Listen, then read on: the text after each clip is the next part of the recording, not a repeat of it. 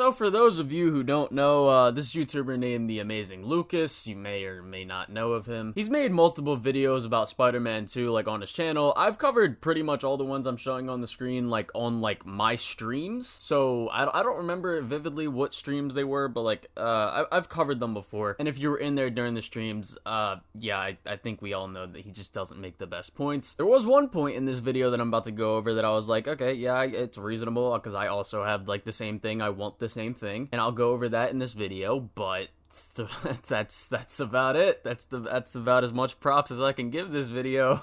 But without further ado, let's just get into it. And also, just a quick PSA, please do not go to his channel and, like, harass him in his comment section. Now we get to the bad. And yes, I don't know what to tell you, there is some bad. And one of the biggest complaints that I would have about the game is that, as GameSpot said, it's more of the same.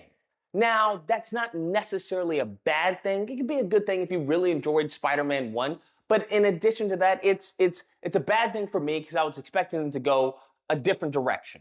For example, they still have the magnetic buffer between you and the ground. I don't like that, okay? I think when they showed that in the cutscene in Spider-Man 1 where he put his hand on the ground as he was swinging, I wanted to be able to do that in Spider-Man 2. That's something that I wanted to be able to do. And this was where I got to the point in the video where I was like, okay, maybe, just maybe, this could be a solid video. I was wrong. But just real quick, I just want to say, this isn't a problem. Like, yeah, it's something that me and a lot of other people want, but it's not like an objective issue with the game that you can't run along the ground while you're swinging. Would it be cool? Yes, I agree it would be really cool, and I really wanted that. But with all the new improvements they've made to the swinging, I'm not complaining. Like, I do not even need to play the game. Anybody that's reasonable does not even need to play the game.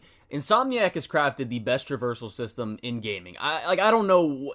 It's just, I don't know what to tell you. And, like, throughout this video, he's like, oh, Insomniac's not really going above and beyond. They've made the best traversal system ever. Like, what do you, the only thing that's really missing right now is, oh, you can't climb up your web while you're swinging. Maybe you can, people, because there is unlocks that people didn't get to. And then not being able to run along the ground while you're swinging. Okay, we don't have those two little things. That's nothing detrimental to the game. It's still the best traversal system in any game. I think when it came to grinding, cool stuff that they showed in the cutscene, you weren't able to do in the actual game. Which is why it's like, yo, why even put that in the cutscene? These are certain things that seem to be feasible in gameplay, right, and achievable that we can't do. I don't like that. I think that's bad. Did this dickhead just ask, why is there something in a cutscene that I can't do in gameplay? My boy, have you played any other game? Like, what the fuck?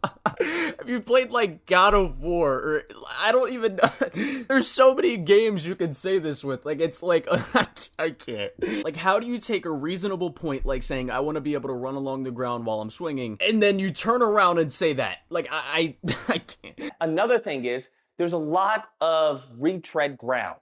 And you know what? I don't have an issue when it comes to quick time events and stuff like that, as long as they're done good, right? If they're done well and it's not repetitive. It's as simple as that. Other people may not like quick time events. I don't mind them, because quick time events for me are certain segments of the game where you are doing something that it's completely outside of the game mechanics, okay, of the game. The lack of self-awareness in that comment is just... Now, do you remember what I just said 2 seconds ago, how he was complaining that there was something in a cutscene that you can't do in gameplay? And then he just said that. How do you have... how can one be so unself-aware? Like, I can't... So when you come and juxtapose something like God of War, or even an Uncharted series, right? Uncharted 4, where he's hanging on to the rope and, you know, shooting people and stuff like that. That whole segment was phenomenal. It was amazing. So when you juxtapose that with the lizard sequence, it just falls flat for me. It's like, I've already done this. There's nothing for me to experience here, okay? There's really not. All I'm doing is pushing a button.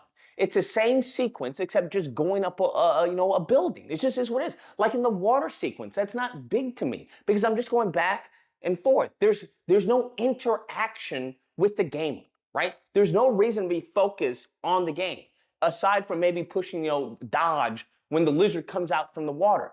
That same sequence It's the same thing, him going up the building. You're just pressing dodge to dodge a car.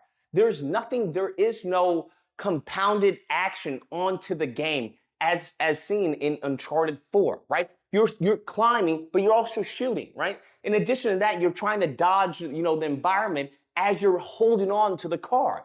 I think they can execute that with certain segments like that, right? With this big, nice, little segment piece, they could have had, maybe you have to save people who are, caught in the building that are falling out or are being attacked by the lizard. Or you have to, maybe web up a window so that the helicopter doesn't shoot that window or something like that.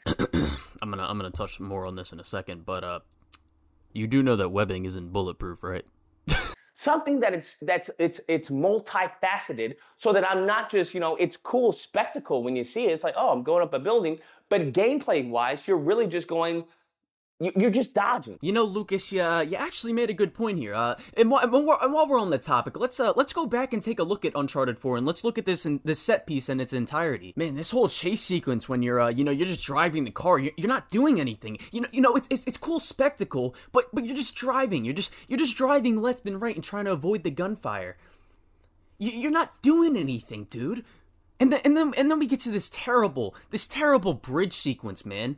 All you're doing really is you're just moving left and right. You're climbing up the rope every once in a while.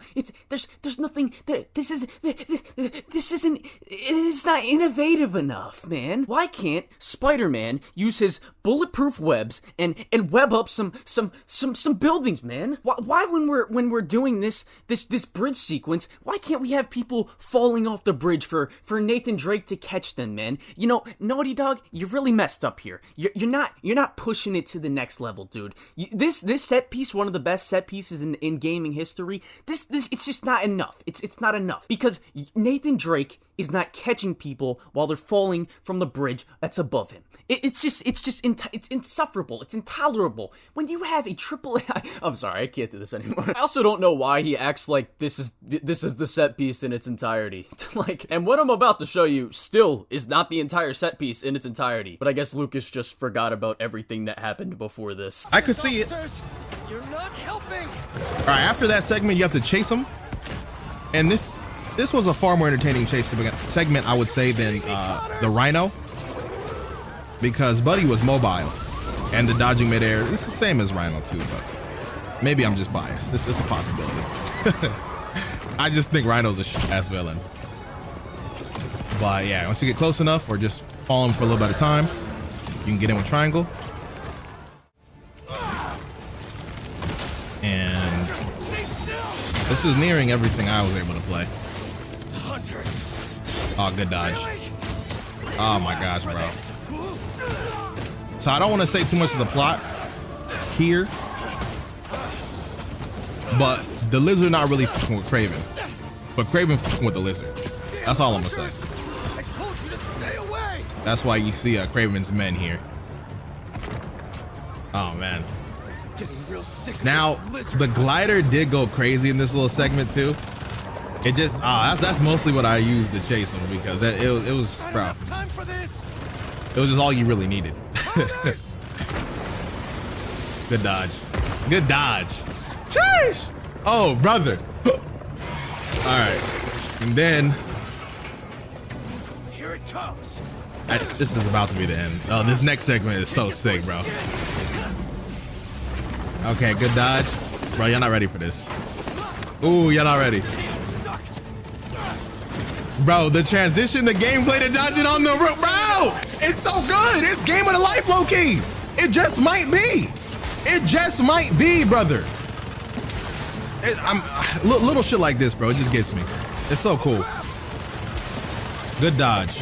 Woo! Good dodge. What are you gonna do at the top? Fly away? Yeah, and then right here, yeah, I think it ends.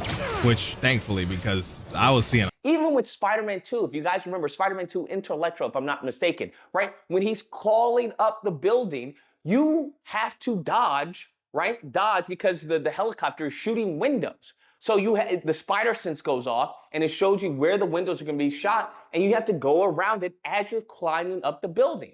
Yeah, man, Lucas, this looks like top tier top tier game stuff right here. You know, this looks amazing, incredible. You know, if only we had this in Spider-Man 2, it just would be game of the year, game of the century, one might say. There's just certain segments like that I think can be improved instead of just, you know, mundane, just dodge, dodge, dodge. Because I'm like, this is an amazing piece. Like, take it to, you know, 10x it, bruh.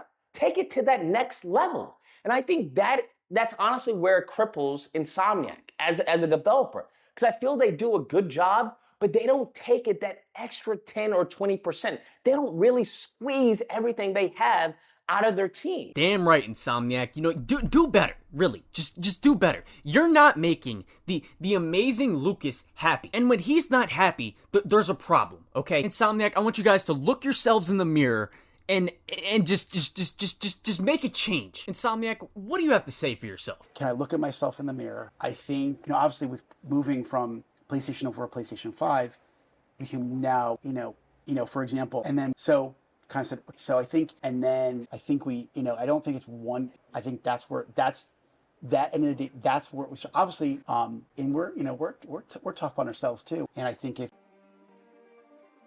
What are you most proud about Spider-Man 2? That's a great question. I think by the end of the day, I think, you know, You're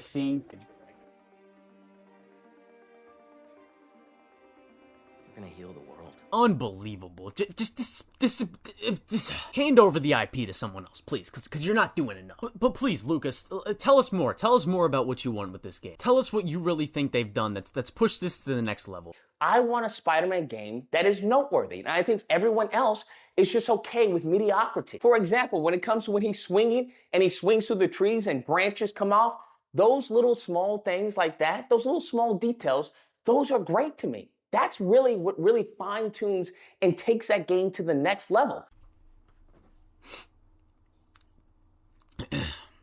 Yeah. And I think the gaming community as a whole has been inundated with these mediocre, lackluster gamers because they don't know anything, right? They're a bunch of kids who don't know anything and they're just like, just be happy. It's like, no, I'm not gonna be happy with mediocre gameplay. Flashback. Even with Spider-Man 2, if you guys remember Spider-Man 2 Inter Electro, if I'm not mistaken, right? When he's crawling up the building, you have to dodge, right? Dodge because the helicopter is shooting windows. So the spider sense goes off and it shows you where the windows are gonna be shot and you have to go around it as you're climbing up the building. Meanwhile, The last thing I would say for the bad is, on top of the other that I've discussed previously, is going to be the symbiote, right? We finally got to see the symbiote gameplay. We got to see the symbiote swinging. And unfortunately, it seems to have the same animation set. Warning. Structural collapse imminent. Evacuate immediately. Are you hearing this, Harry? How much longer? I know. I'm on the last 2 steps. Warning. Building integrity unstable. Harry! This place is coming! Even that one animation that I thought was pretty cool where he kicks the guy, remember in the first trailer where he kicks the guy up on the building?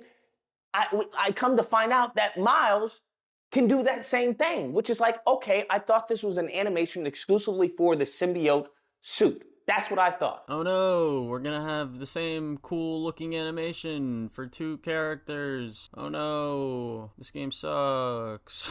Because I want an entirely new experience. I think they should change the stance a little. And once he turns, puts on this symbiote suit, I want little details like they had that in Web of Shadows.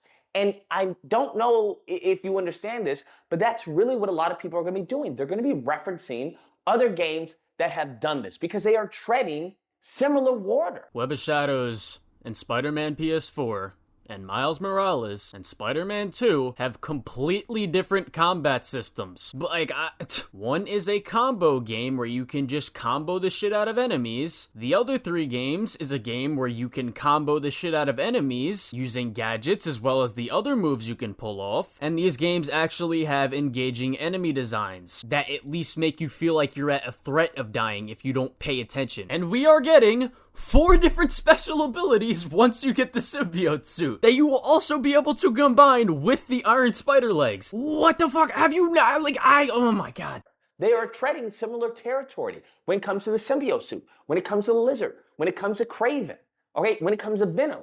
So we've already, those who have played those games, we already know what to expect. We already know, an understanding, okay, I've seen this gameplay mechanic, I've seen that happen, so let's see how Insomniac is going to take it to that next level.